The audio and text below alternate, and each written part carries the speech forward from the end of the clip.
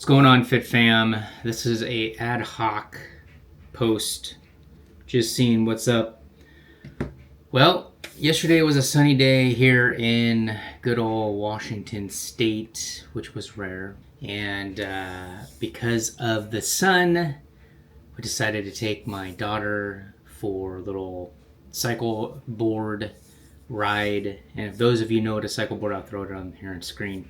It's fun, and well, what happened was when I first got the cycle board, I was having a hard time turning it, and so I loosened the steering a little bit. And because of that, yesterday we started doing the death wobble and bit it. I think we were going a little too fast, but not super fast. And a split second in my head, I'm like, oh my God, we're going to bite it. And sure enough, we bit it.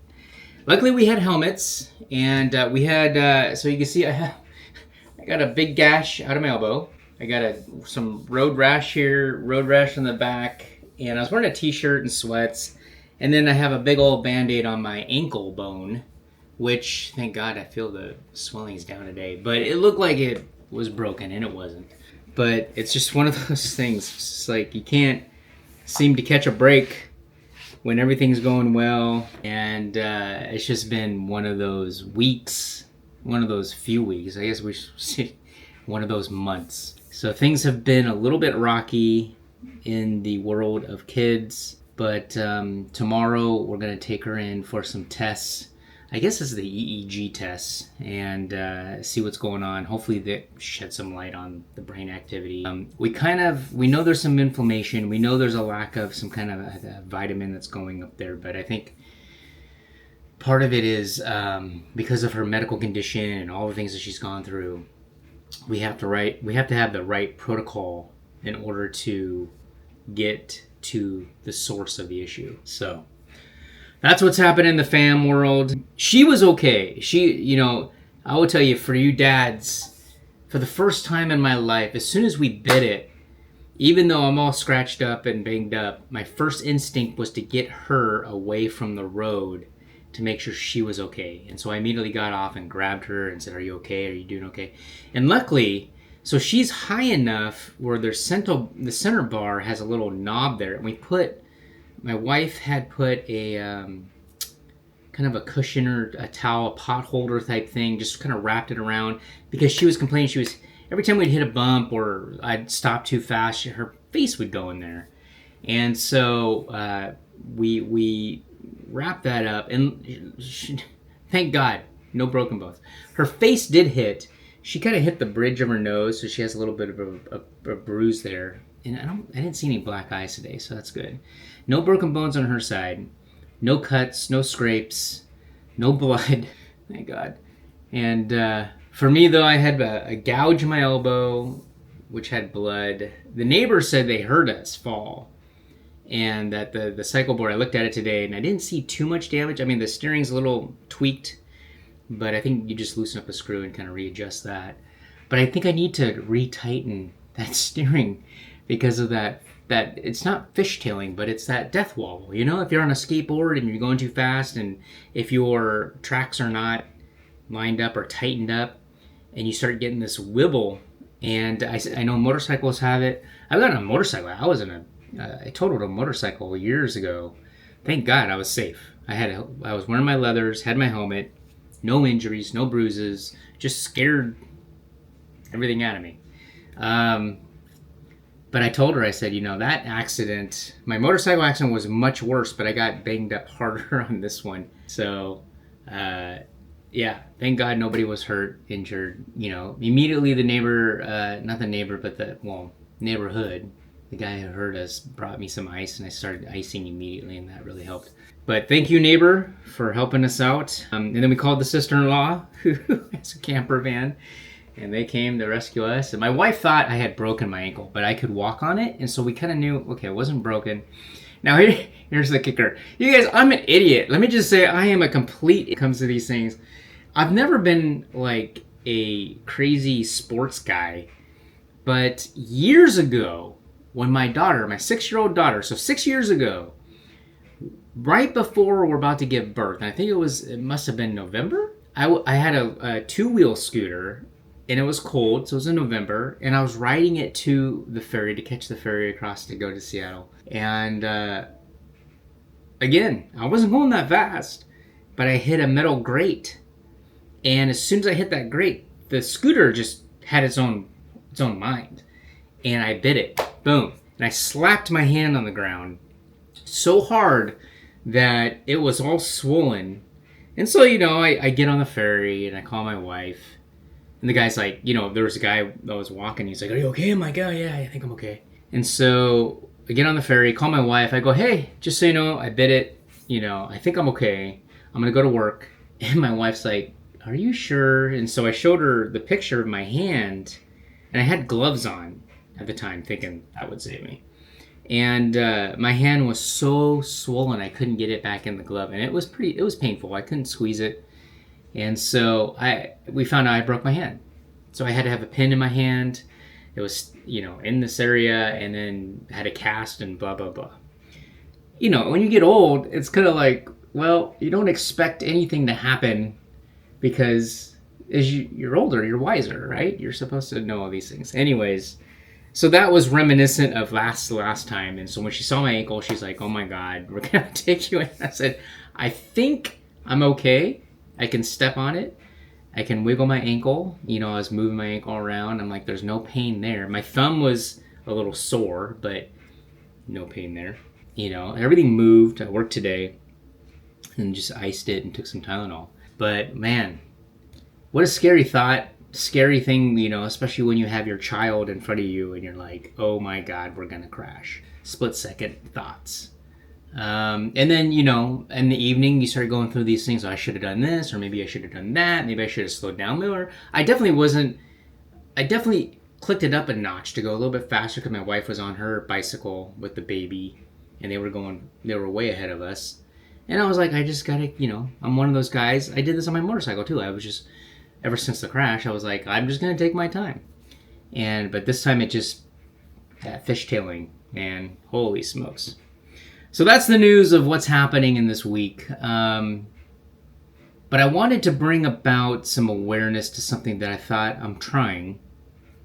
And that is, the typical intermittent fasting. So my stepdad is going through some medical issues and in the past had some cancer. And my mom as well, having some physical ailments. And there was a video that caught my attention about fasting and kicking in your body's reactive mode to really kind of sweep it up, take out all the bad cells, clean your body. And I can't, what's the term? I'm going to butcher this. Autophagy. When your body kicks into autophagy and what it's doing to the cells, and it's killing cancer cells and getting it. Anyways, I'm going to link that video in the show notes because I think that was an important watch. Very interesting. And, we all know fasting helps you. It's hard to do, right?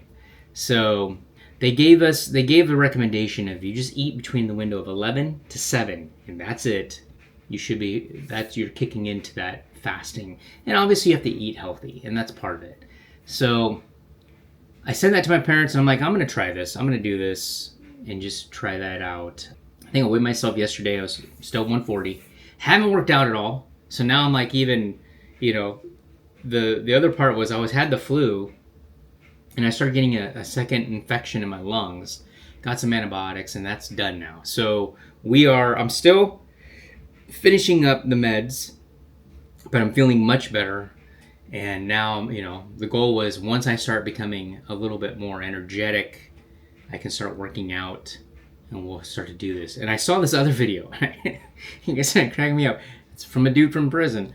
But he had said, with these half rep exercises, and I can relate. I remember doing these half rep exercises and getting that pump. But his methodology that he learned in prison was these guys are jacked, and the reason why they're jacked was because they were doing these half reps. They weren't doing full reps, half reps. And then, there was another video about failure and how many sets and reps and all that. So there's definitely some things I'm going to try. Because now that I'm kind of withering away into this old man body, I thought this is a great time to kick in and see if I can reverse this and do some half repetition pumps and then get into some failure workouts and see if I can keep my workouts fairly light. Light as far as time goes, not as far as weight, but as far as time. So I'm going to start trying to lift again. The garage still needs to be cleaned up, so we're gonna definitely focus on that. But that is what's happening in my neck of the woods, and that's what we're dealing with. So we're getting there, one step at a time. So we made a decision. I made the decision that, when it comes to entertainment, Netflix was always one of those things that was kind of, should we get it? Should we not get it? Is it entertaining? I mean, obviously, we like to watch movies and stuff. But instead of getting Netflix, I decided to buy a premium membership of YouTube. And here's why. And I will say right now, from the go, that was probably a best decision. And the only reason is because I go to YouTube for knowledge.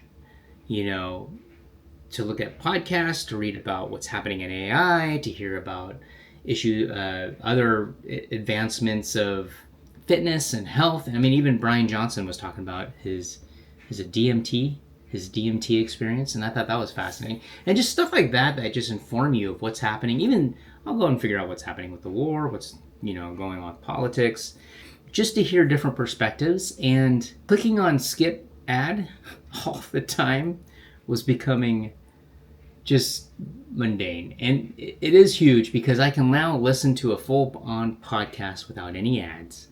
And so here's the kicker though. It's cheaper than Netflix. Literally cheaper than Netflix by a couple bucks, but it's still cheaper. And you can have your whole family on it. And I thought that was a good deal. So just something to think about if you're that type of mentality. I am going to be...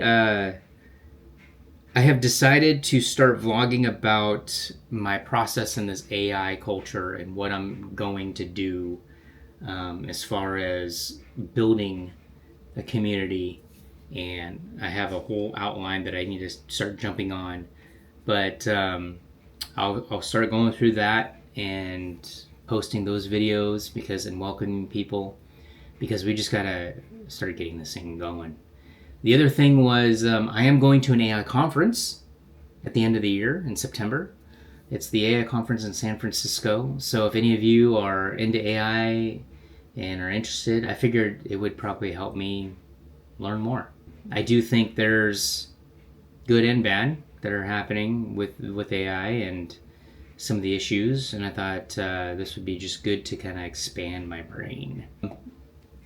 The one thing I've noticed as we get older is the cycle of consumerism. I'm fascinated that when you're younger, you start going through this loop like, oh, I need the girl. I would look so much better with this girl. And then it goes into, oh, I need this job. Because if I have this job, I'll be, it'll make me look better. It'll make me be better. I can have more money or prestige or a title or whatever. And then you get into that aspect of the job, and then now where are you going to live? Oh, I need to live in this place that's pretty cool and whatever, in this location. And it's interesting how things change as you get older. You have kids, you get married, and you realize what the value in life is. It isn't the girl. It isn't the job. Like, how many jobs have I had since then? Tons. So now it's about kids. And it's not about, will my kid have this or have that? It's spending time with your kids. How can I be a better dad in order to show them that I love them and teach them for their future? I mean, I have 2 girls. We all know the story. We know. We've been on the opposite of the end of that women are most likely to mirror who they date based on their father. So in all responsibilities is I need to be the guy who fulfills all the positive things: kindness, chivalry, respect, communication, commitment, dedication, compassion, empathy, so that they don't go to a guy that just treats them like garbage. And I know for guys it's the same way. I mean, my wife, we're both, this is her second marriage. Her first marriage, she met a guy who was like her dad, who was kind of abusive, rough, no empathy. I dated women who were like my mom, argumentative, very, just in a way, just not fulfilling, not compassionate, didn't have the mentality that I was striving to be. And I think we've come so far when you become older to just realize, what is it that I need to learn to become a better person, become a better father, to be a better husband. And, I wasn't raised by a dad. My mom was married 3 times. My stepdad, second one, who had passed away, he raised me when I was like around 5. I think they were married for a couple of years. And then, he had a biological son, which I think at that time we were kind of close, but we never really bonded. And we still, barely keep in touch now. We're not that close. Because I think he is like, what was he, like 10 years? No. 8 years, 7 years older than me? Something like that. And then she married her third husband, who's been more of I knew him during high school and kind of growing up, and but still not a father figure to a degree of, this is the way I need to be as a man. I literally had to figure that stuff out for myself. I had to read a lot of books, go to counseling, and figure out, what are my inner demons? How do I deal with those? Why am I always... I was part of the reason why I worked out so much, and part of the reason why I got so buff was because I was so angry. And it's amazing how, once you find that fuel, how you can use it for a better thing, working out and exercise. But looking back, you realize that all the things that you were worried about, girl, house, job, money, to this day is not significant. That you can go on in your life and realize you didn't need those things. What you need is, I just heard Tony Robbins, I was listening to one of his seminars, he said happiness is progress. That's what you need, progress. As long as you're progressing, as long as you're moving forward, as long as there's some changes, positive, obviously you don't want the negative, but when you're in the negative, you got to know it's not going to last forever. And we've seen that. I've told you that in my own life, right? Being unemployed. I started this whole vlog when I was unemployed, and that wasn't going to last forever. Did I think it might? Yeah. It was in my brain. But the fact that we're out of it, and we're working, and there's other people that are, getting into that loop of unemployment, I get it. I have empathy, 100% empathy. So part of the reason why I'm creating this other AI community is because I want people who, if you're not going to be an electrician, plumber, or whatever the job that AI is not supposed to, then maybe we can venture this together and learn from each other. And it's something that I want to do. Like, I want to get into understanding I love media. I love content. I love creating movies. I love creating stories and being able to do that. And I know a lot of people do. So why not we just break open this nut and see how do we utilize the tools? And I think along the way is because I have other experience outside of AI that comes into the things that I utilize in writing stories. I'm writing an app about scripts. How do I write a better script? And how does that work out? So in the process of understanding how do we get to this spot, I think there's other things that I could bring to the table for the community. That fitness, exercise, some of the hacks, technical hacks that I've learned, some of the other, if you're a computer guy, what are some of the great websites to look at, that type of thing. So moving forward, we will start progressing, and I'll keep you guys updated on that as we move forward and I start doing those vlogs. And then we'll keep you updated on the health of my daughter. So until next time. we'll see you there.